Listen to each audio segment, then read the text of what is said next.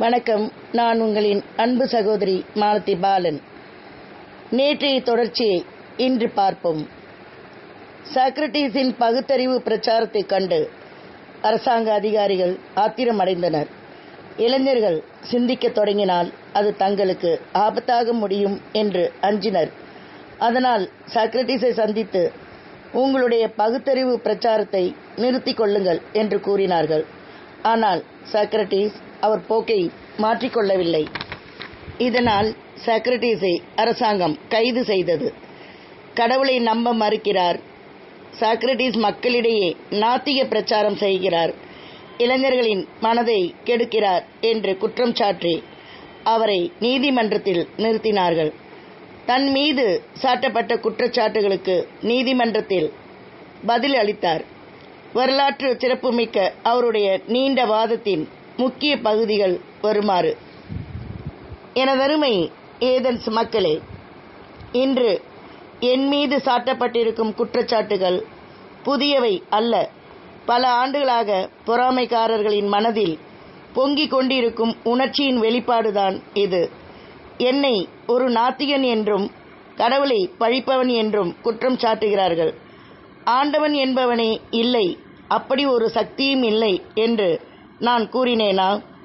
இயற்கை சக்திகளை உள்ளடக்கி ஒரே சுதியில் உலகம் முழுவதையும் இயக்கி வருவதாக கருதப்படும் ஒரு மகத்தான சக்தியையா நான் சந்தேகித்தேன்?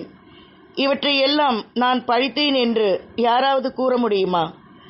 எவரும் நம்ப முடியாத கற்பனையை, ஏற்க முடியாத விதண்டாவாதத்தை, கேட்க சகிக்காத பொய்யுரைகளை ஆண்டவனின் அவதார மகிமைகள் என்று கூறுவதை நான் நம்ப மறுக்கிறேன். இதை நாத்திகவாதம் என்கிறார்கள். உள்ளதை உள்ளபடி மக்களிடம் கூறி அவர்களை திருத்துகிறவனா நாத்திகன்? இங்கே என் மீது வழக்கு தொடர்ந்திருப்பவர்கள் பலரும் என்னுடன் ஏற்கனவே பல பொது மேடைகளில் வாத போரிட்டு தோற்றவர்கள். பண்டிதர்கள், பாவலர்கள், அறிஞர்கள் என அறிஞர் உலகமே என் பின்னால் அணிவகுத்து நிற்பதைக் கண்டு பொறாமைப்படுபவர்கள் என்னை குற்றவாளி என்று கூறுகிறார்கள். என் பொன்னாட்டினரே, இந்த நாட்டில் மற்ற எல்லோரும் ஒன்று சேர்ந்து இளைஞர்களை நல்வழிப்படுத்துகிறார்கள் என்றால், வயது முதிர்ந்தவனான என் ஒருவனால் மட்டும் இளைஞர்கள் தவறான வழியில் சென்று விடுவார்கள் என்று கூறுவது எப்படி சரியாகும்? இன்று இல்லாவிட்டாலும் என்றாவது ஒரு நாள் மக்கள் சமுதாயம் என்னை புரிந்து கொள்ளும். ஏதென்ஸ் நகர மக்களின் சிந்தனையில் என் கொள்கைகள் நிலை பெறத்தான் போகின்றன. என்னை விடுதலை செய்யுங்கள் என்று உங்களிடம் நான் கேட்டுக்கொள்வேன் என்று எண்ணாதீர்கள். உங்களுக்கு எது நீதி என்று படுகிறதோ அப்படியே தீர்ப்பு கூறுங்கள். இவ்வாறு நீதிமன்றத்தில் முழக்கமிட்டார் சாக்ரடீஸ். விசாரணைக்கு பின் சாக்ரடீஸ் குற்றவாளியா இல்லையா என்று நீதிமன்றத்தில் வாக்கெடுப்பு நடந்தது. சாக்ரடீஸை குற்றவாளி என்று 281 பேரும், குற்றவாளி அல்ல என்று 220 பேரும் வாக்களித்தனர். 61 ஓட்டு வித்தியாசத்தில் சாக்ரடீஸ் குற்றவாளி என்று முடிவாயிற்று. இனி மக்களிடம் பகுத்தறிவு பிரச்சாரம் செய்வதில்லை என்று உறுதி கூறுங்கள். தண்டனையை மாற்றுகிறோம் என்று ஆட்சியாளர்கள் கூறினார்கள். ஆனால் உயிருள்ள வரையில் ஏதென்ஸ் நகர மக்களுக்காக பேசிக்கொண்டேதான் இருப்பேன்.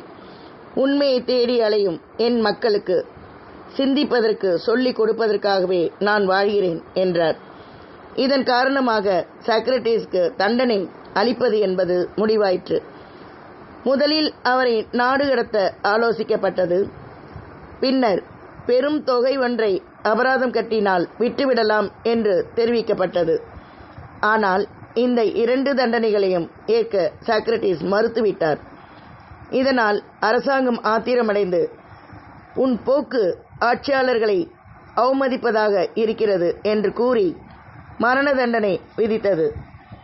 சாக்ரடீஸ் கொடிய விஷத்தை அருந்தி இறக்க வேண்டும் என்று முடிவாகியது. இதை கேட்டு அவர் மனைவி அலறி துடித்தாள். அரசாங்கம் கூறுவதை கேட்டு குற்றத்தை ஒப்புக்கொள்ளுங்கள், விடுதலை செய்து விடுவார்கள் என்று கணவனிடம் மன்றாடினாள். சாக்ரடீஸை விடுவிக்க அவர் நண்பர்களும் பலவாறாக முயற்சித்தனர். ஆனால் அதற்கெல்லாம் அவர் சம்மதிக்கவில்லை.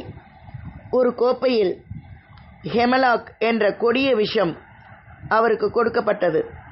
மனைவியிடமும் நண்பர்களிடமும் இறுதியாக விடை பெற்று கொண்டு கொஞ்சமும் அஞ்சாமல் விஷத்தை குடித்து தரையில் சாய்ந்தார் சாக்ரட்டிஸ். அப்போது அவருடைய வயது 70. இந்த நிகழ்ச்சி நடந்த வருடம் கிமு 400.